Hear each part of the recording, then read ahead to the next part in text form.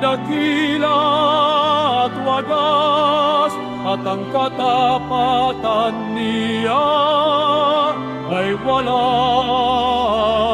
wakas.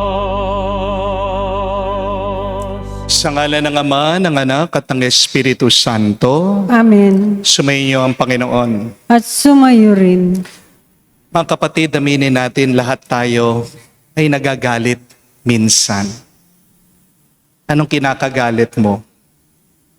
Minsan, kapag hindi sumusunod ang ibang tao sa iyong gusto, maaaring nagagalit ka sa iyong sarili dahil palagi kang nabibigo, paulit-ulit ka sa iyong pagkakamali. Maaaring nagagalit ka sa Diyos dahil ang tagal-tagal mo nang nagdarasal, pero hindi niya sinasagot ang iyong hiling. Maaaring nagagalit ka sa ibang tao kasi wala ka namang ginagawang masama sa kanila pero sinisiraan kanila. Maaaring nagagalit din tayo sa sistema, sa ating gobyerno, sa politika. Dahil imbis na tulungan ang mga simple, ang mga ordinaryong tao, nagbabangayan, nag-aaway para sa kapangyarihan. Maaaring nagagalit ka sa iyong pangangatawan dahil hindi ka pa rin gumagaling sa iyong karamdaman. Marami tayong kinakagalit sa ating buhay.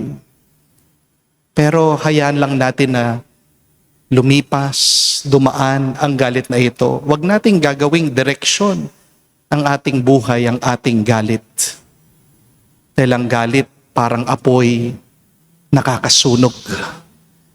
Sa mga pagkakataon na kung saan hindi ang Diyos ang kanyang kagustuhan ang ating pinakinggan, kundi ang ating galit na nakasira, nakagulo ng ating mga puso't kalooban, tayo'y magpakumbaba, hilingin natin muli ang awa at pagpapatawad ng Diyos. Inaamin ko Sa makapangyarihang Diyos at sa inyo mga kapatid, na lubha akong nagkasala sa isip, sa salita, sa gawa at sa aking pagkukulang.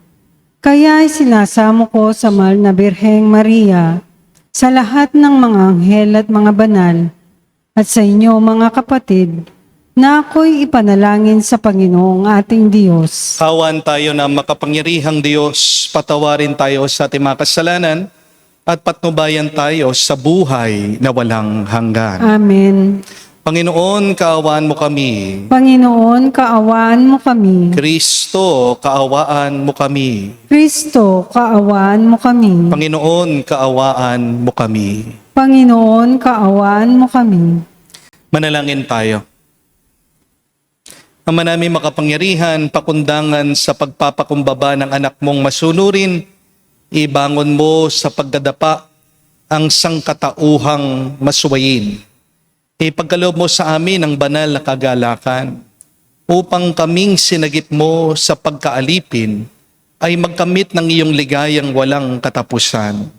Sa pamagitan ni Jesucristo kasama ng Espiritu Santo, magpa sa walang hanggan.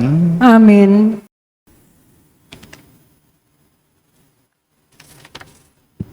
Pagbasa mula sa aklat ni Propeta Oseas. Ito ang sinasabi ng Panginoon, nang bata pa ang Israel, siya ay aking minahal na parang tunay na anak at inilabas ko siya sa Ehipto. Ngunit habang siya'y tinatawag ko, lalo naman siyang lumalayo. Lagi na lamang siyang naghahandog sa mga Diyos-Diyosan at nagsusunog ng kamanyang sa kanyang mga Diyos-Diyosan. Ako ang nagturo kay Ephraim na lumakad, kinalong ko siya, subalit hindi niya alam na ako ang nag-aalaga sa kanila. Pinatnubayan ko sila ng buong pagmamalasakit at pagmamahal. Ang katulad ko'y isang nag-aalis na busal sa kanilang bibig at yumuko ako upang sila'y mapakain. Nagtatalo ang loob ko at nananahig ang aking puso ang malasakit at awa. Hindi ko ipadarama ang bigat ng aking puot. Hindi ko na muling sisirain ang Ephraim, sapagkat ako'y Diyos at hindi tao. Ang banal na nasa kaligatnaan ninyo, at hindi ako naparito upang magwasak. Ang salita ng Diyos. Salamat sa Diyos. Poon, kami iniligtas at tanglawan ang iyong sinag. Poon kami yung iligtas at tanglawan ng iyong sinag. Pastol ng Israel, kami ay pakinggan. Mula sa trono mong may kerubin, kami ay tulungan. Sa taglay mong lakas, kami ay iligtas at tubusin sa hirap. Poon kami yung iligtas at tanglawan ng iyong sinag. Ako'y manumbalik, O Diyos adakila. Pagmasdan mo kami mula sa itaas, at ang punong ito'y muling pagyamanin. Ang iyong iligtas, ilapit ka sana. Ang puno ng ubas ay tinanim mo, ay buong iligtas. Yaong puno, iyon ang pinalagumot, iyong pinalakas. Poon kami yung iligtas at tanglawan ng iyong sinag.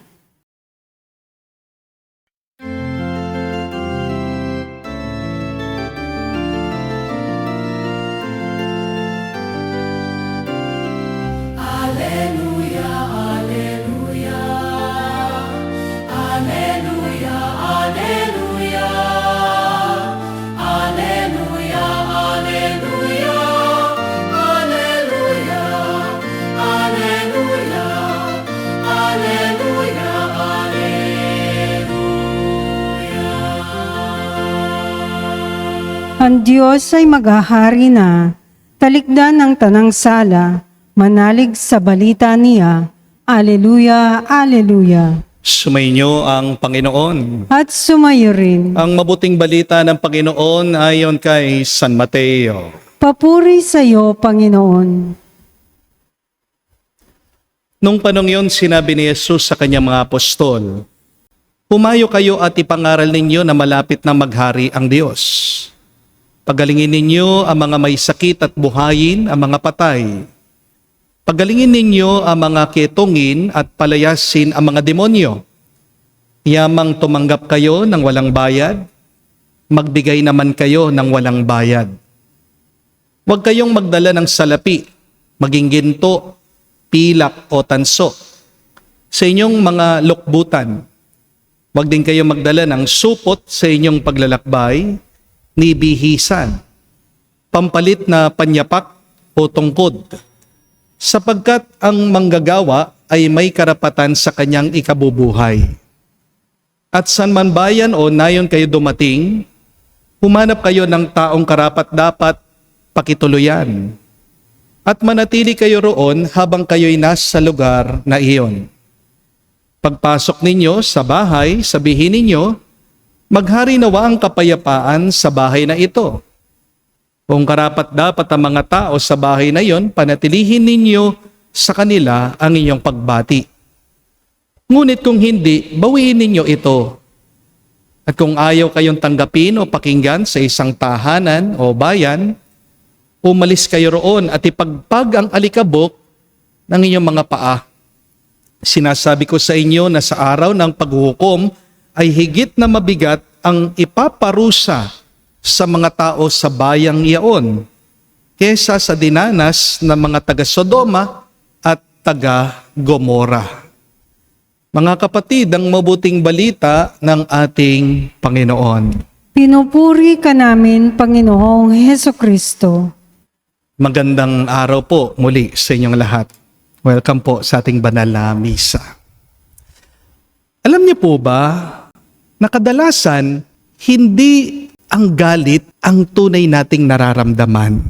Ayon po sa mga psychologists, ang galit po ay madalas huling emosyon na lumalabas sa atin. Ang sabi po ng mga psychologists ito, that anger is just a secondary emotion. Para po maunawaan natin ito, para maintindihan natin ito, ganito niyo po isipin ang galit. Ang galit daw po ay parang usok. Kapag merong usok, ibig sabihin meron pong apoy. At ang apoy, ang ugat ng galit, kadalasan nanggagaling po sa takot, sa lungkot, sa pagod, sa pagkabigo, sa hiya, pagtataksil ng iba, o baka merong sugat ang puso nagmula pa sa nakaraan. Halimbawa po, minsan ang isang nanay ay nagagalit sa kanyang anak. Pero ang totoo, hindi naman talaga siya galit. Natatakot lang ang nanay, baka mapariwara yung anak niya kasi palagi nababarkada. Hindi po ba? Minsan ang mister, palagi mainitin ang ulo. Pero ang totoo, hindi naman talaga siya galit. Baka pagod lang. Hindi po ba? O baka pakiramdam po ng mister, walang nakakaunawa sa kanya sa bahay. Minsan, siya'y nag-o-open up, nagsasalita sa kanyang misis, pero agad siyang binabara ng kanyang asawa. Agad siyang sinisigawan ng asawa niya. Minsan, yung anak, napakabugnutin, napakabuisit. Pero ang totoo, hindi naman talaga siya galit. Baka nape-pressure lang yung bata sa eskwela. O baka binubuli siya ng mga kaklase niya. Minsan, meron tayong mga nakakasalubong sa ating pagmamaneho sa daan na magagalitin, maiinitin din ang ulo. Pero ang totoo, kaya galit yan, baka hindi mo alam, marami siyang pinagdadaanan na problema sa bahay. Baka marami siyang utang, hindi niya alam kung paano bayaran. Baka meron siyang sakit o may sakit yung kanyang minamahal. Baka nag-aaway silang mag-asawa. Baka meron siyang sakit, nag-aalala siya kung gagaling ba siya o baka mamamatay na siya. Kaya tandaan niyo po ito, kapag merong galit, huwag natin tignan ng kanyang bibig. Tignan natin yung puso ng taong galit. Baka merong sugat yan na hindi mo nakikita. Amen? Kadalasan, ang galit po ay hindi ang tunay na problema. Sinyalis lang ang galit sa mas malalim na nararamdaman. Buti na lang po, naunawaan ito ng Diyos. Kasi sa unang pagbasa, balikan niyo po, hindi po nagpadala ang Diyos sa galit niya. Narinig po natin ang sabi ni Yahweh dito sa kay Propeta Hosea. God said that my heart is overwhelmed. My pity is stirred. But I will not give vent to my blazing anger. I will not destroy Ephraim again. Napakaganda po ng sinabi ng Diyos. Parang sinasabi niya sa atin, oo, nasaktan ako. Oo, nagtaksil kayo sa akin. Pero mas malakas ang aking awa kaysa sa aking galit. Hindi po pinairal ng Diyos yung bugso ng kanyang damdamin. Pinairal ng Diyos ang kanyang pag-ibig. Mga kapatid, ito po ang pagkakaiba ng Diyos sa ating mga tao. Tayo kasi mga tao, kapag nasaktan, agad gusto nating magiganti. Di po ba? Kapag hindi tayo pinansin, ayaw na rin nating mamansin. Pag tayo'y tinanggihan, tayo naghihinakit. Pero ang Diyos, kapag nasaktan natin, patuloy pa rin siya sa pagmamahal. Kaya nga po sa Ebanghelyo, ito yung ating narinig kay Jesus. Tinuro sa kanyang mga alagad apostol sa kanilang misyon. Ang sabi niya, whoever will not receive you or listen to your words, go outside from that house, from that town, and shake off the dust from your feet. Pansinin niyo po yun. Hindi po sinabi ni Jesus, kapag hindi kayo tinanggap, murahin niyo sila. Hindi po sinabi ng Panginoon, ipakita niyo kung sino talagang tama. Hindi po niya sinabi na gantihan niyo sila. Napakalinaw po ng sabi ng ating Panginoong Jesucristo. Umalis kayo, ipagpag niyo ang alikabok mula sa inyong mga paa. Ano pong ibig sabihin nito? Huwag mong dadalhin ang galit mo sa susunod na pupuntahan mo. Huwag mong iuwi ang pagtatanggi ng ibang tao. Huwag mong hayaan ang isang sugat na maging lason, nasisira ng buong araw mo, buong pamilya mo, o ng buong buhay mo. Meron po kasi mga tao, di ba, pag ininsulto ng umaga, hanggang gabi, dala-dala yung galit na yon. Hindi po ba? Meron lang nakitang isang masamang post sa social media, sa Facebook. Buong araw, nagwawala, nagko-comment, nagre-reply. Merong isang tao lang na pinagsabihan sila, lahat na nakakasalubong nila, dinadamay nila sa kanilang init ng ulo. Mga kapatid, ang alikabok po ay para ipagpag. Ang alikabok, hindi yan para ipunin natin sa ating buhay. Amen? At ganyan din po ang sama ng loob. Yan ay para ibaon mo, itapon mo. Hindi nakakatulong ang sama ng loob kapag tinago mo yan sa puso mo. Amen? If you keep your anger, it will become resentment. And your resentment is a poison to your heart. Amen? Kapag hindi mo binitawan ang galit, ikaw rin ang nabibigatan. Kaya nga po ang paanyaya ng ating Panginoong Jesucristo ngayon, napakasimple lang. Kapag hindi ka tinanggap, huwag ka maging mapait. Kapag nasaktan ka, huwag mong hayaan ang sugat na yan ay maging kasalanan. At kapag nagagalit ka, huwag mong tanungin ang iyong sarili, bakit ako galit? Ang mas magandang tanong po kapag nagagalit tayo ay, ano ba talaga ang sugat ng aking puso? Ano yung pinagdadaanan kong mabigat, malungkot, na kailangan kong ipagamot kay Jesus? Dahil ang Diyos, hindi lang po marunong magpatawad sa mga kasalanan. Ang Diyos, marunong ding maghilom, magpagaling ng sakit ng ating mga loob. Pag wala ng sakit ang iyong puso, ang iyong loob, mawawala po ang iyong galit. Amen?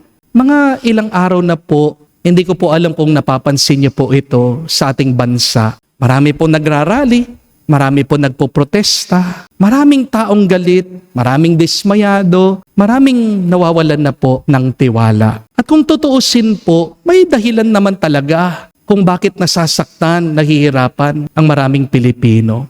Opo, nakakalungkot po maraming issue na hindi pa rin nalulutas. Mga aligasyon po ng korupsyon, hindi pa natatapos yung flood control issue.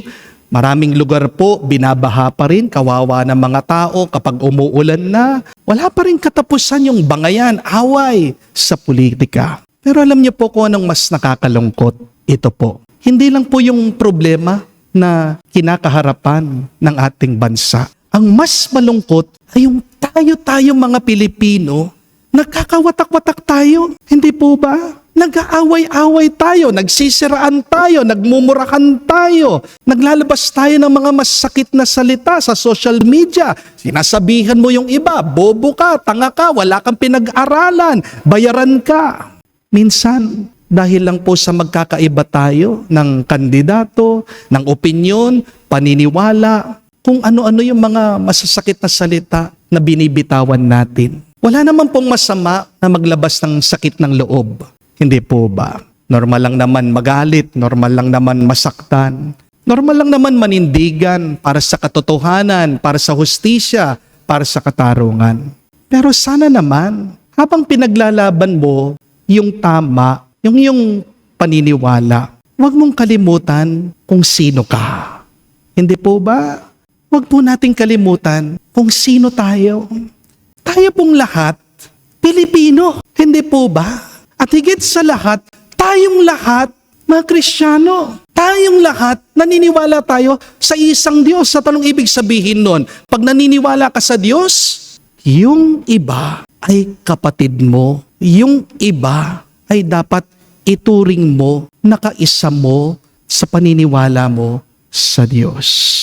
Maaaring magkakaiba man po tayo ng opinyon, pero hindi po dapat mawala yung paggalang natin sa bawat isa. Hindi po ba? Maaaring hindi po tayo magkasundo, pero hindi naman dapat mawala yung pagmamahal. Kahit naman po sa pamilya, di ba? Meron tayong mga argument, meron tayong mga hindi pagkakaintindihan, pero pagkatapos pa rin ng lahat, kakain pa rin tayo sa isang lamesa.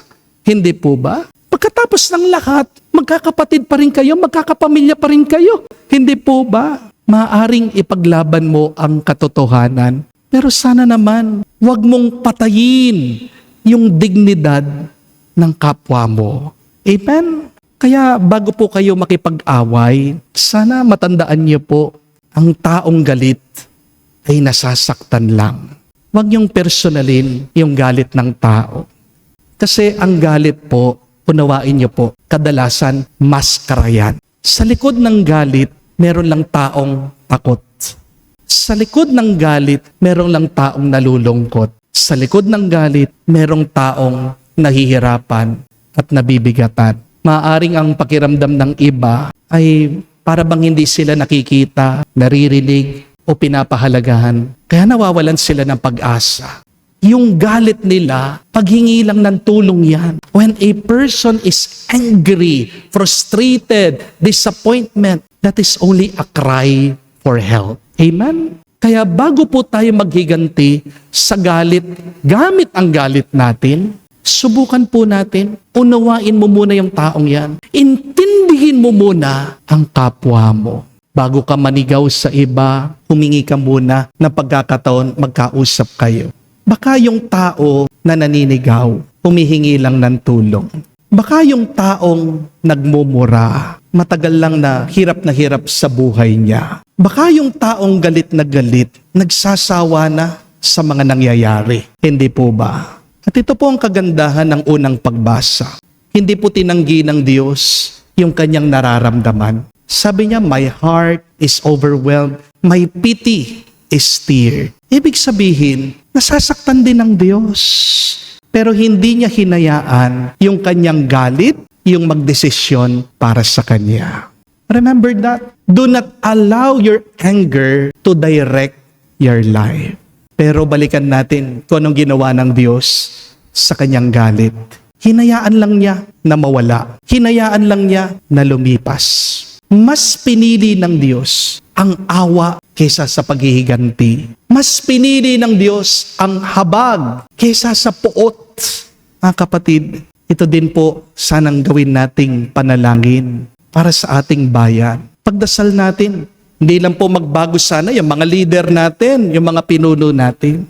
Pero sana magbago rin yung pamamaraan ng pakikitungo natin sa bawat isa.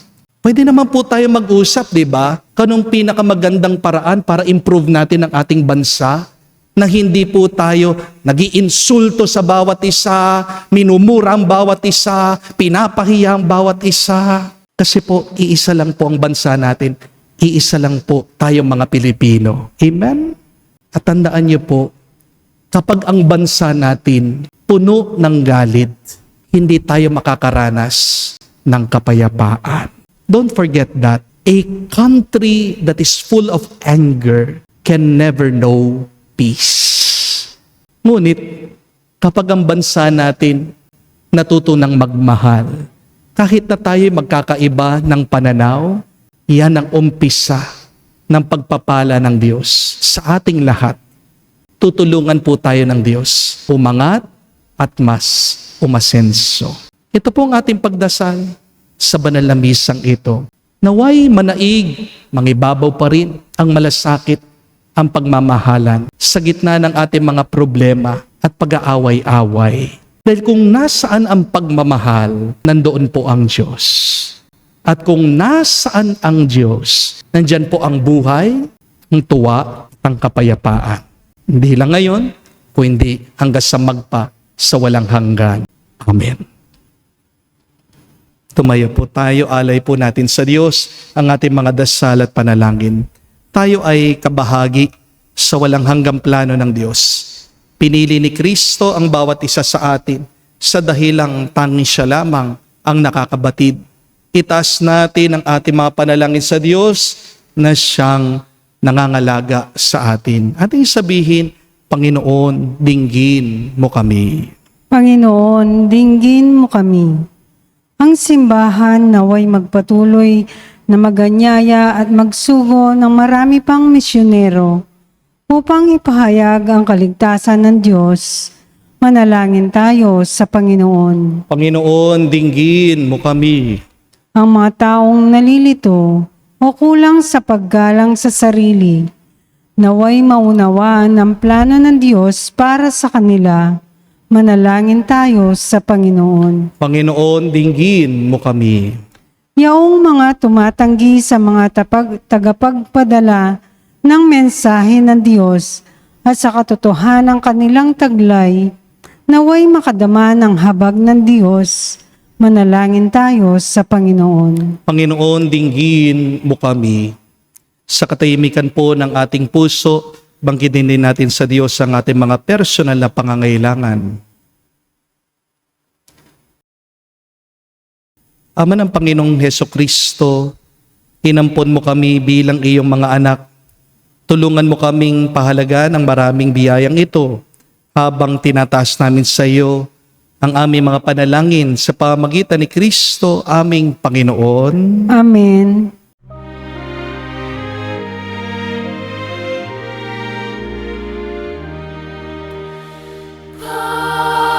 Panginoon, Panginoon,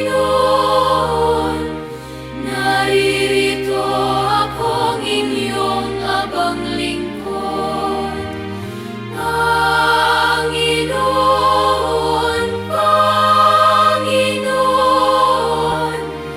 yamang ako'y niligtas, hinaling at tinubos. Ako ngayon'y maghandog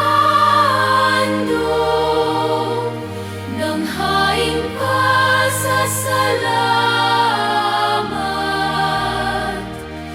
Ang handog kong panalangin, sa iyo ko ilalagak. Ako ngayon'y maghandog ng haing pasasalamat.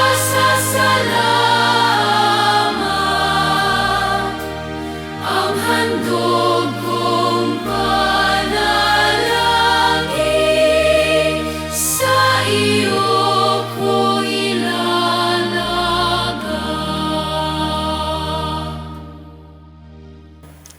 Manalangin kayo mga kapatid, para ang ating mga paghahain ay kalugdan ng Diyos amang makapangyarihan.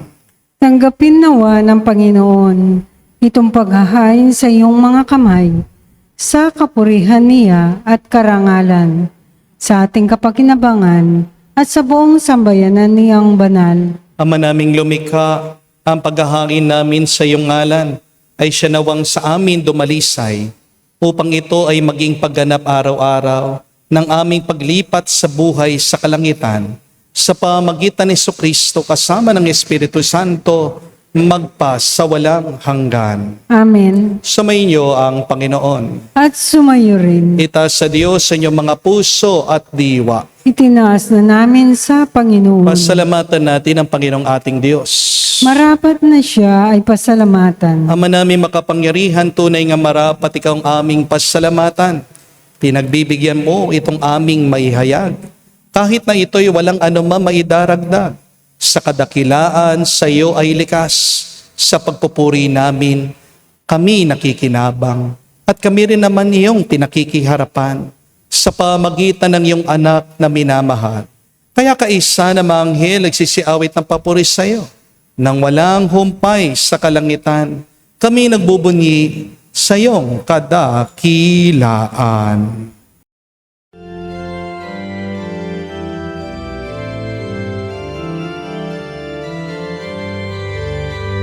Santo, Santo, Santo, Panginoong Diyos ng mga hukbo, napupuno ang langit at lupa ng kadakilaan mo.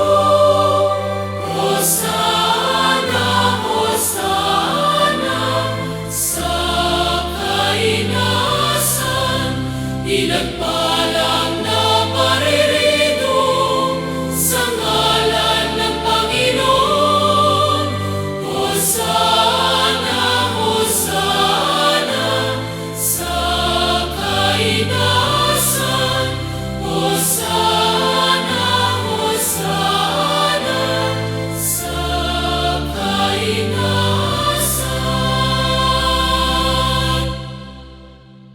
Ama naming banal, ikaw ang bukal ng tanang kabanalan. Kaya't sa pamagitan ng iyong Espiritu, gawin mong banal ang mga kaloob na ito, upang para sa amin, maging katawan at dugo ng aming Panginoong Heso Kristo. Bago niya pinagtiis ang kusang loob na maging handog, hinawakan niyang tinapay, pinasalamatan kanya. Pinaghati-hati niya iyon, inabot sa kanya malagad at sinabi, tanggapin ninyong lahat ito at kanin. Itong aking katawan na ihahandog para sa inyo.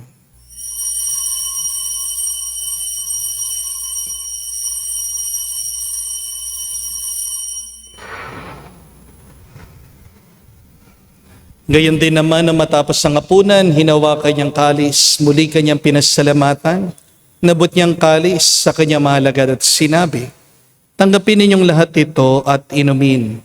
Ito ang kalis ng aking dugo, ng bago at walang hanggan tipan. Ang aking dugo na ibubuhos para sa inyo at para sa lahat. Sa pagpapatawad ng mga kasalanan, gawin ninyo ito sa pag-alaala sa akin.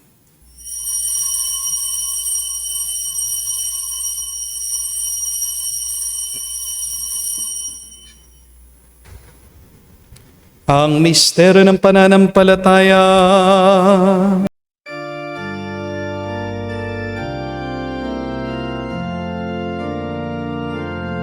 Si Kristo ay namatay, si Kristo ay nabuhay,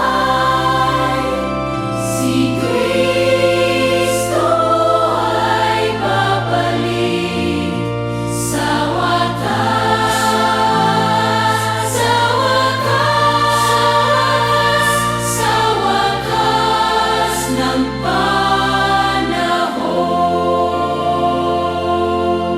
Ama, ginagawa namin ngayon ang pag-alaala sa pagkamatay muling pagkabuhay ng iyong anak. Kaya tinialay namin sa iyong tinapay nagbibigay buhay at ang kalis sa nagkakaloob ng kaligtasan. Kami nagpapasalamat dahil kami yung minarapat na tumayo sa harap mo para maglingkod sa iyo. Sinasamo namin kami magsalo-salo sa katawan at tugon ni Kristo ay mabuklod sa pagkakaisa sa pamagitan ng Espiritu Santo. Ama, lingapin mong iyong simbahan, laganap sa buong daigdig. Puspusin mo kami sa pag-ibig. Kaisa ni Leon ang aming Santo Papa, si Florentino aming Arsobispo at ng Tanang Kaparian. Alalahanin mo rin ang aming mga kapatid na nahimlay. May pag-asang sila'y muling mabubuhay. Gayon din naman lahat ng mga pumanaw. Kawan mo't sila't patuloyin sa iyong kaliwanagan. Kawan mo't pagindapatin kaming lahat. Makasalo sa iyong buhay na walang wakas. Kaisa na mahal na Birhen Maria, Ina ng Diyos. Kaisa ni San Jose ang kanyang malwalhating esposo.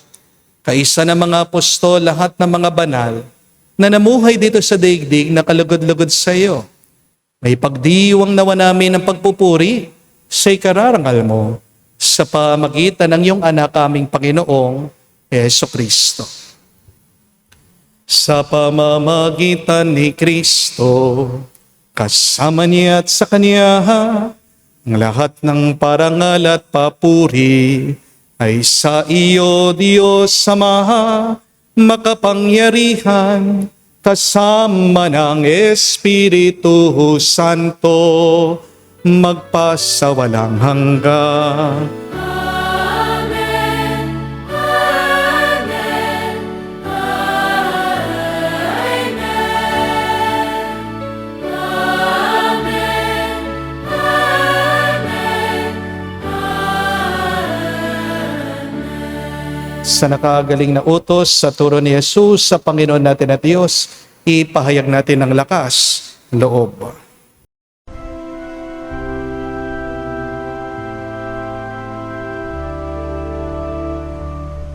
Ama namin, sumasalangit ka, sambahin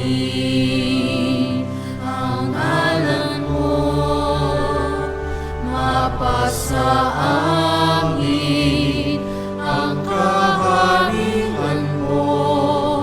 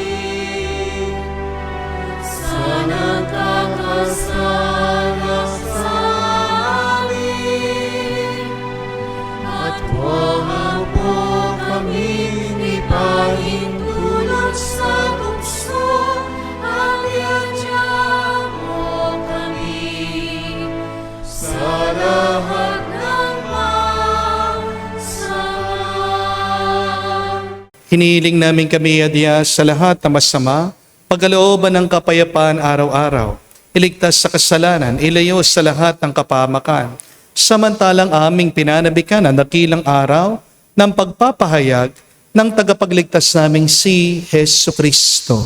Sapagkat iyo ang kaharian at ang kapangyarihan at ang kapurihan magpakailanman. Amen. Panginoong Yesu Kristo, sinabi mo sa mga apostol, kapayapaan ang iniiwan ko sa inyo. Ang aking kapayapaan binibigay ko sa inyo. Tunghayan mo ang aming pananampalataya at huwag ang aming pagkakasala.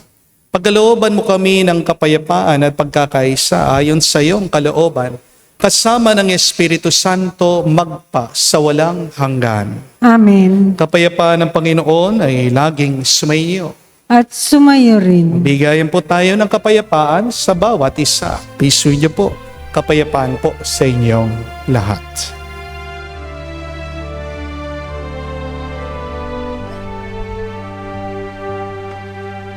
Kordero ng Diyos na nag-aalis ng mga kasalanan ng sanlibutan, maawa ka sa amin. Maawa ka sa amin. Kordero ng Diyos na nag-aalis ng mga kasalanan ng sanlibutan, maawa ka sa amin. Maawa ka sa amin. Kordero ng Diyos na nag-aalis ng mga kasalanan ng sanlibutan, ipagkaloob mo sa amin ang kapayapaan. Mga kapatid, naririto ang ating Panginoong Yesu Kristo, ang Kordero ng Diyos. Siya nag-aalis sa mga kasalanan ng sanlibutan. Mapalad tayong lumalapit sa piging ng Kordero. Panginoon, hindi ako karapat-dapat na magpatuloy sa iyo, ngunit sa isang salita mo lamang ay gagaling na ako.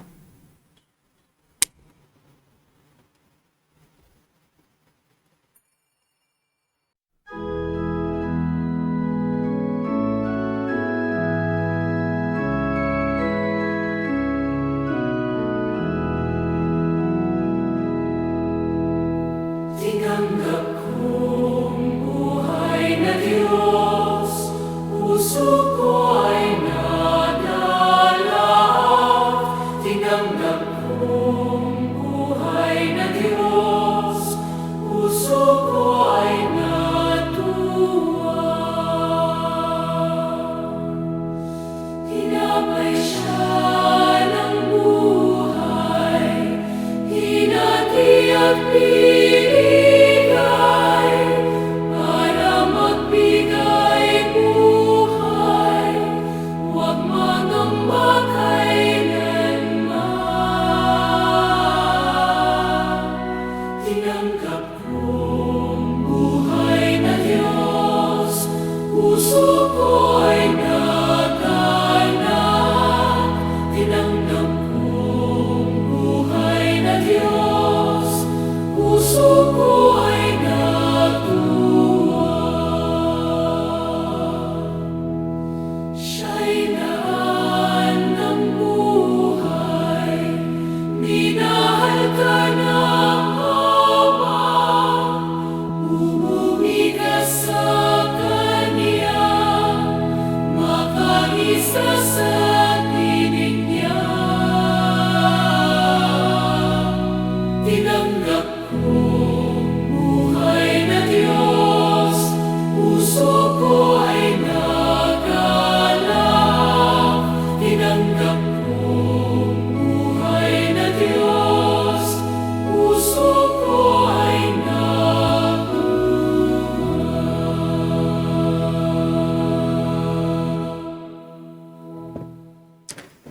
Manalangin tayo.